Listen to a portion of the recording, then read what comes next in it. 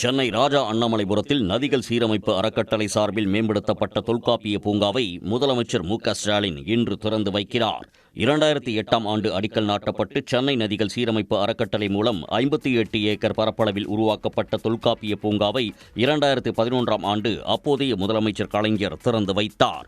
அதிமுக ஆட்சியில் முறையாக பராமரிக்கப்படாத நிலையில் முதலமைச்சரின் அறிவுறுத்தலின்படி 42 கோடியே 45 லட்சம் ரூபாய் செலவில் நவீன வசதிகளுடன் கூடிய நுழைவு வாயில், கண்காணிப்பு கோபுரம், பார்வையாளர்கள் மடம், குழந்தைகளுக்கான விளையாட்டுப் பகுதி உள்ளிட்ட வசதிகளுடன் தொல்காப்பிய பூங்கா மேம்படுத்தப்பட்டுள்ளது.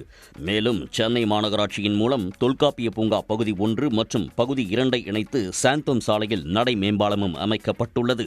இந்நிலையில் மேம்படுத்தப்பட்டுள்ள தொல்காப்பிய பூங்காவை முதலமைச்சர் மு.க.ஸ்டாலின் பொதுமக்களின் பயன்பாட்டிற்காக இன்று திறந்து வைக்க உள்ளார்.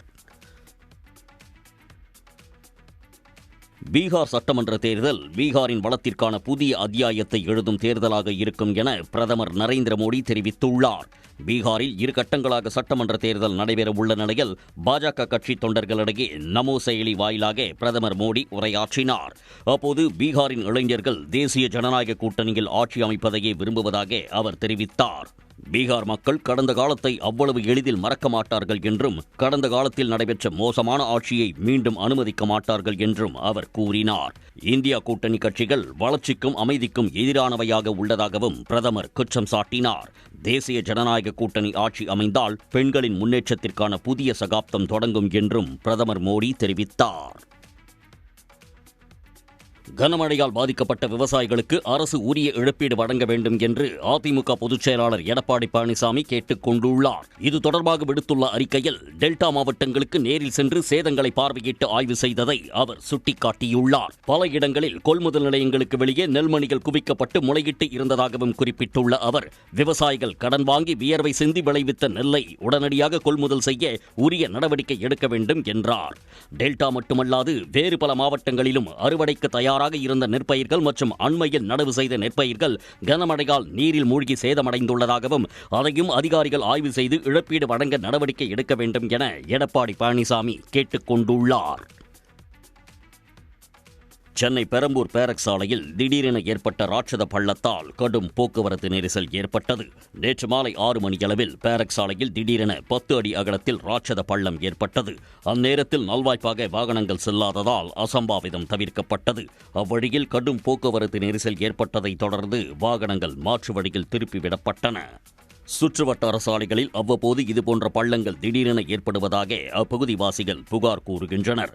KM கார்டன் பகுதியில் உள்ள கழிவுநீர் சுத்திகரிப்பு நிலையத்தில் இருந்து வெளியேற்றப்படும் கழிவுநீர் இவ்வழியாக செல்வதாலா அல்லது மெட்ரோ ரயில் பணிகளால் இவ்வாறு பள்ளம் ஏற்படுகிறதா என்ற கோணத்தில் விசாரணை நடைபெற்று வருகிறது. வடகிழக்கு பருவமழையை ஒட்டி முன்னெச்சரிக்கை நடவடிக்கைகள் பலப்படுத்தப்பட்டுள்ளதாக மக்கள் நல்வாழ்வுத்துறை அமைச்சர் மா. சுப்பிரமணியன் கூறியுள்ளார். சென்னை எலியட்ஸ் கடற்கரை பகுதியில் உள்ள அடையாறு முகத்வார பகுதியை பார்வையிட்டு ஆய்வு செய்த அவர், வெள்ளப்பெருக்கு கடலில் சரியான முறையில் போய் சேர்வதற்கான நடவடிக்கைகள் குறித்து அதிகாரிகளிடம் கேட்டறிந்தார். பின்னர் பேட்டியளித்த அமைச்சர் மா. சுப்பிரமணியன், மழைக்காலத்தில் பாதிப்புகளின்றி மக்களை பாதுகாப்பதே அரசின் நோக்கம் என்றார். அடையாற்றில் எங்கெல்லாம் குறுகலான பகுதிகள் இருக்கிறதோ அந்த பகுதிகள் எல்லாம் அகலப்படுத்தப்பட்டு ஆழப்படுத்தப்பட்டு தூர்வாரப்பட்டிருக்கிறது.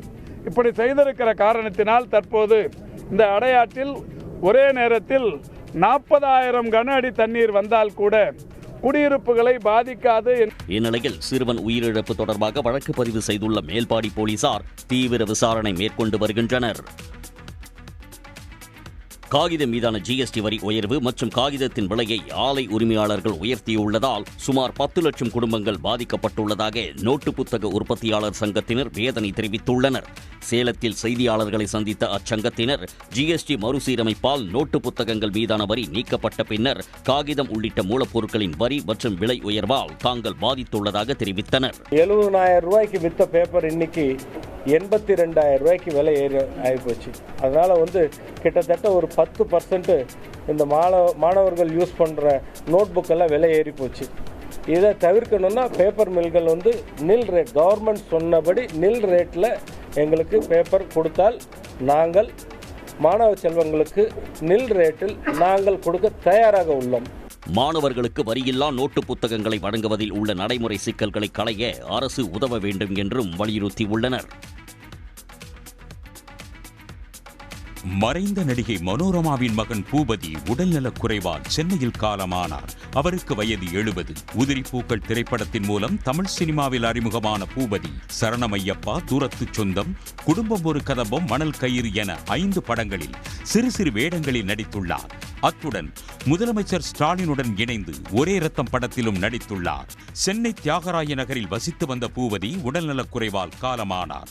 இதனை அடுத்து அவரது உடலுக்கு திரை உலகினர் அஞ்சலி செலுத்தி வருகின்றனர். பட்டியல் பழங்குடியினர் நடத்தும் நிறுவனங்களிடம் 5% பொருட்களை கொள்முதல் செய்ய தமிழ்நாடு அரசு உத்தரவிட்டுள்ளது. அரசு துறைகள் மற்றும் அரசு பொதுத்துறை நிறுவனங்கள் சார்பில் பல்வேறு பொருட்களை கொள்முதல் செய்ய டெண்டர் விடுக்கப்படுகிறது. இந்த பொருட்களை கொள்முதல் செய்யும் போது பட்டியல் பழங்குடியினர் நடத்தும் நிறுவனங்களிடம் இருந்து 5% கட்டாயம் கொள்முதல் செய்ய வேண்டும் என்று டெண்டர் விதிகளில் திருத்தம் கொண்டுவரப்பட்டது. இது தொடர்பாக அனைத்து துறை தலைவர்கள், மாவட்ட ஆட்சியர்கள், பொதுத்துறை நிறுவனங்கள், மாநகராட்சி மற்றும் நகராட்சிகளுக்கு செலவின செயலாளர் கடிதம் எழுதியுள்ளார். அதில் பட்டியல் பழங்குடியின சமூகத்தை சேர்ந்த மக்கள் நடத்தும் நிறுவனங்களிடம் இருந்து 5% கட்டாயம் கொள்முதல் செய்ய வேண்டும் என்றும், இது தொடர்பாக டெண்டர் விவரங்கள் 3 மாதங்களுக்கு ஒருமுறை அறிக்கையாக சமர்ப்பிக்க வேண்டும் என்றும் அறிவுறுத்தப்பட்டுள்ளது. தஞ்சாவூர் மாவட்டத்தில் விவசாயிகளிடம் கொள்முதல் செய்யப்பட்ட ஆயிரக்கணக்கான நெல் மூட்டைகளை அரவைக்காக ரயில்கள் மூலம் வெளிமாவட்டங்களுக்கு அனுப்பும் பணி முழு வீச்சில் நடைபெற்று வருகிறது. தஞ்சை மாவட்டத்தில் நடப்பு ஆண்டில் 2 லட்சம் ஏக்கர் பரப்பளவில் குறுவை நெல் சாகுபடி செய்யப்பட்டது. இதனால் கடந்த 60 ஆண்டுகளில் இல்லாத அளவுக்கு 2 மடங்கு விளைச்சல் கிடைத்துள்ளதாக விவசாயிகள் மகிழ்ச்சியுடன் தெரிவிக்கின்றனர். மாவட்டம் முழுவதும் 292 கொள்முதல் நிலையங்கள் மூலம் நெல் கொள்முதல் செய்யப்படுகின்றது. மதுரை, நெல்லை, வடசென்னை ஆகிய பகுதிகளுக்கு தலா ஒரு ரயில் மூலம் நெல் மூட்டைகள் அரவைக்காக அனுப்பி வைக்கப்படும் பணி நடைபெற்று வருகிறது.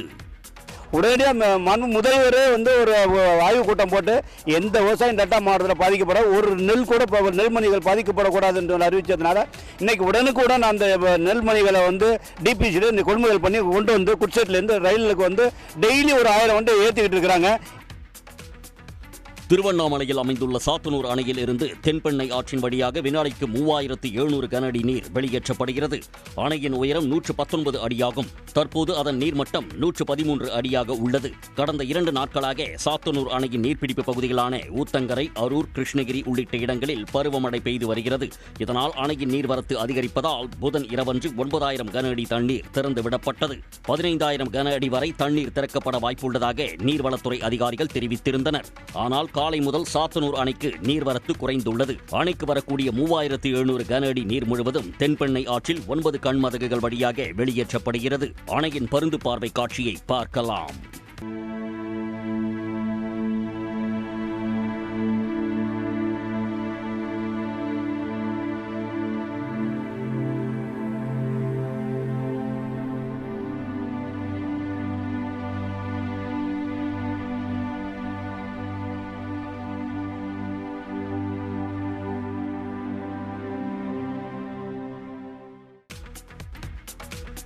உச்சநீதிமன்ற தலைமை நீதிபதி மீது காலணி வீசிய வழக்கு வரும் திங்கட்கிழமை விசாரணைக்கு எடுத்துக் கொள்ளப்படும் என உச்சநீதிமன்றம் தெரிவித்துள்ளது. கடந்த 6ஆம் தேதி உச்சநீதிமன்ற தலைமை நீதிபதி BR கவாய் தலைமையிலான அமர்வு வழக்கு ஒன்றை விசாரித்தபோது ராகேஷ் கிஷோர் என்ற வழக்கறிஞர் சனாதனத்திற்கு செய்யப்படும் அவமானத்தை இந்தியா பொறுத்துக் கொள்ளாது என்று முழக்கமிட்டு தனது காலணியை எடுத்து தலைமை நீதிபதியை நோக்கி வீசினார். ஆனால் இதற்கெல்லாம் கவனத்தை சிதறடிக்க வேண்டாம் என்று கூறிய தலைமை நீதிபதி BR கவாய் வழக்கின் வாதங்களை தொடர்ந்து முன்வைக்குமாறு வழக்கறிஞர்களை அறிவுறுத்தியதுடன் காலணி வீசிய நபர் மீது எந்த நடவடிக்கையும் எடுக்க வேண்டாம் என உச்சநீதிமன்ற பதிவாளரிடம் தெரிவித்தார். எனினும் இந்த விவகாரத்தை நீதிபதிகள் சூரியகாந்த், ஜாய் மல்யா பக்ஷி அமர்வில் உச்சநீதிமன்ற பார் அசோசியேஷன் தலைவர் விகாஸ் சிங் முறையிட்டார். நீதிபதிகள் அதனை ஏற்றுக்கொண்ட நிலையில் வரும் திங்கட்கிழமை இதே அமர்வில் விசாரணைக்கு இந்த வழக்கு பட்டியலிடப்பட்டுள்ளது. தூத்துக்குடி மாவட்டம் ஸ்ரீவைகுண்டம் ஊராட்சி ஒன்றியத்திற்கு உட்பட்ட தோழப்பன் பண்ணை கிராமத்தில் 100 நாள் வேலை முறையாக வழங்க வேண்டும் என்று அப்பகுதி பெண்கள் கோரிக்கை விடுத்துள்ளனர். ஆண்டுக்கு 100 நாட்கள் வேலை வழங்க வேண்டும் என்று கடந்த 2 மாதங்களுக்கு முன்பு ஊராட்சி ஒன்றிய அலுவலகத்தை முற்றுகையிட்டு அப்பகுதி பெண்கள் போராட்டத்தில் ஈடுபட்டனர். அப்போது வட்டார வளர்ச்சி அலுவலர் அளித்த உறுதிமொழி இதுவரை நிறைவேற்றப்படவில்லை என அப்பகுதி பெண்கள் புகார் தெரிவித்துள்ளனர். 100 நாள் வேலை நடக்கவே இல்லை, 20 நாள் வேலை தான் நடந்திருக்கு. நாங்கள் இந்த வேலையை வச்சு நாங்கள் என்ன செய்ய முடியும், நீங்களே சொல்லுங்கள். அதிகாரிகள் மேலே இருக்க அதிகாரிகள் வேலை கொடுத்தா தானே நாங்கள் வேலை பார்க்க முடியும். ஏழை மக்கள் எத்தனை தடவை யூனியன் போய் நாங்கள் போராட்டம் பண்ணிட்டோம். இதனிடையே நடப்பு ஆண்டில் இதுவரை 100 நாள் வேலையில் வெறும் 20 நாட்கள் மட்டுமே வேலை வழங்கப்பட்டு உள்ளதாகவும் அவர்கள் தெரிவித்துள்ளனர். வங்கிகளில் கணக்கு வைத்துள்ள வாடிக்கையாளர்கள் 4 நாமினிகள் வரை நியமிக்க அனுமதிக்கும் புதிய நடைமுறை வரும் 1ஆம் தேதி முதல் அமல்படுத்தப்பட உள்ளது. தற்போது உள்ள வங்கி நடைமுறையின் கீழ் வாடிக்கையாளர்கள் மரணத்திற்கு பிறகு தங்கள் வைப்பு தொகை கணக்கில் உள்ள பணத்தை பெற ஒரு நாமினியை மட்டுமே நியமிக்க முடியும். இந்நிலையில் வங்கி கணக்குகளுக்கு 4 நாமினிகள் வரை நியமிக்க அனுமதிப்பது உள்ளிட்ட 19 திருத்தங்களை உள்ளடக்கிய வங்கி சட்ட திருத்த மசோதா கடந்த மார்ச் மாதம் நாடாளுமன்றத்தில் நிறைவேற்றப்பட்டது. இதன்படி வாடிக்கையாளர்கள் 4 நாமினிகள் நியமிக்க முடியும். விகிதாச்சார அடிப்படையில் பங்கினை நிர்ணயிக்கும் முறையிலோ அல்லது முன்னுரிமை அடிப்படையில் ஒருவர் பின் ஒருவராக வரிசைப்படுத்துதல் முறையிலோ 4 நாமினிகளை நியமிக்கலாம். இந்த புதிய நடைமுறை நவம்பர் 1ஆம் தேதி முதல் அமலுக்கு வருகிறது.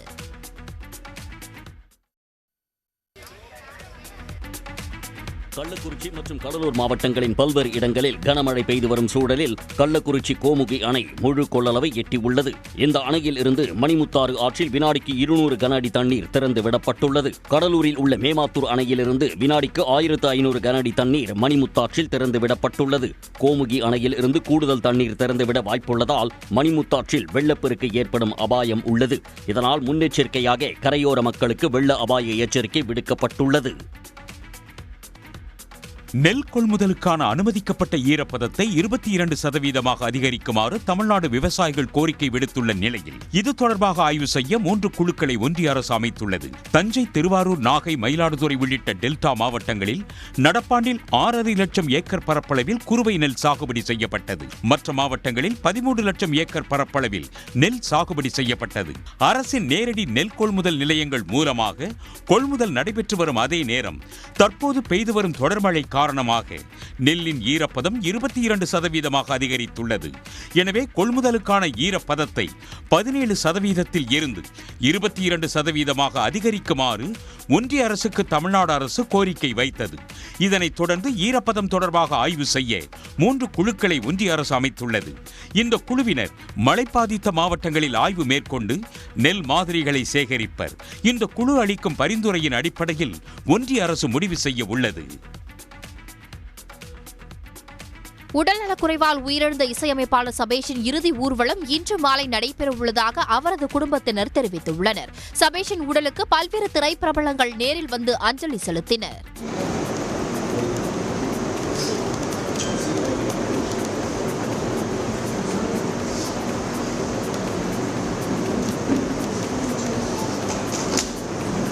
தன்னுடைய சகோதரர் சபேஷின் இழப்பால் ஒரு கையை இழந்தது போல் உணர்வதாக இசையமைப்பாளர் தேவா வேதனையுடன் தெரிவித்தார். அவர் பாடின பாட்டு நிறைய இட்டு, நீங்க கேட்ட பாட்டெல்லாம் அவர் பாடின பாட்டு நிறைய, அதாவது கொத்தவல் சாவடி லேடி, குன்றத்தில் கோயில் கட்டி, ஆண்டாலும் நிறைய சாங், காத்தடிக்குது ஊத்திக்குன்னு படுத்துக்கலாம், எல்லாம் அவர் பாடின பாட்டு நிறைய பாட்டு கானம் எல்லாமே இட் சாங். அவங்க மியூசிக் பண்ணி சபேஷ் முரளி என்ற பேரில் அவங்களும் 36 படங்களுக்கு தனியாகவே இசையமைச்சிருக்காரு. இறுதி ஊர்வலத்திற்கு பின் வளசரவாக்கம் பிருந்தாவனம் நகர் இடுகாட்டில் இசையமைப்பாளர் சபேஷின் உடல் நல்லடக்கம் செய்யப்பட உள்ளது. நீர்பிடிப்பு பகுதிகளில் பெய்த கனமழை காரணமாக சாத்தனூர் அணைக்கு வரும் நீர் தென்பெண்ணை ஆற்றில் திறந்துவிடப்படும் காட்சி ட்ரோன் மூலம் பதிவு செய்யப்பட்டுள்ளது.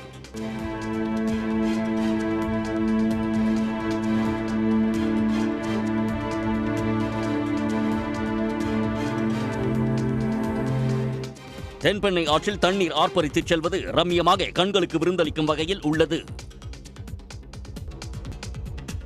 கோவையில் நடிகர் பிரதீப் ரங்கநாதன் பங்கேற்ற நிகழ்ச்சியில் செல்ஃபி வீடியோ எடுத்தபோது மாணவர்கள் கீழே விழுந்ததால் சலசலப்பு ஏற்பட்டது. டியூட் திரைப்படத்தின் வெற்றி கொண்டாட்ட விழா தனியார் கலை அறிவியல் கல்லூரியில் நடைபெற்றது. பிரதீப் ரங்கநாதன் செல்ஃபி வீடியோ எடுத்தபோது மாணவர்கள் முன்னே வர முயற்சித்ததால் கீழே விழுந்தனர்.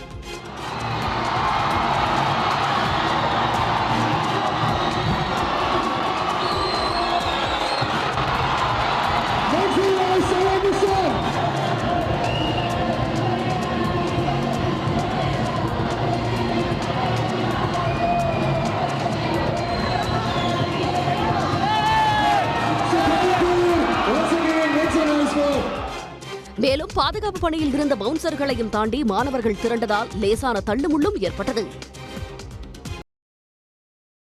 தென்கிழக்கு வங்கக்கடலில் இன்று காலை புதிய காற்றழுத்த தாழ்வு பகுதி உருவாகியுள்ளது.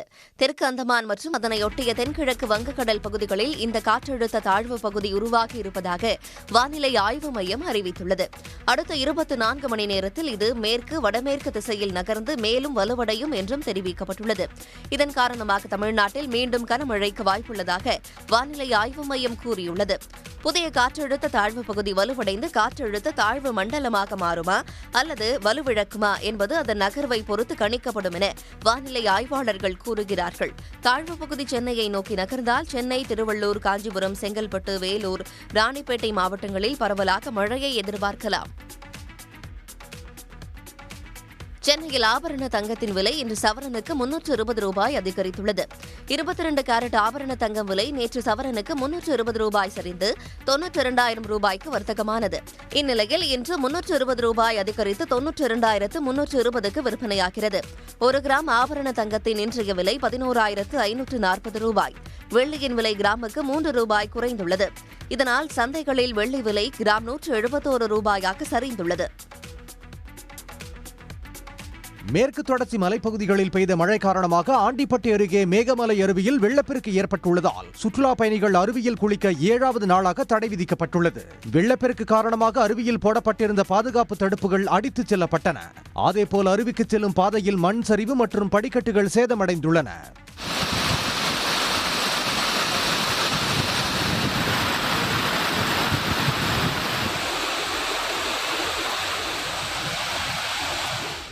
கனமழை காரணமாக நெல்லை மாவட்டம் திருக்குறுங்குடி அருகே நம்பிக்கோயில் அருவியில் 12வது நாளாக சுற்றுலா பயணிகள் குளிக்க விதிக்கப்பட்ட தடை தொடர்கிறது. வள்ளியூர், களக்காடு, நாங்குநேரி ஆகிய பகுதிகளில் சாரல் மழை பெய்தது.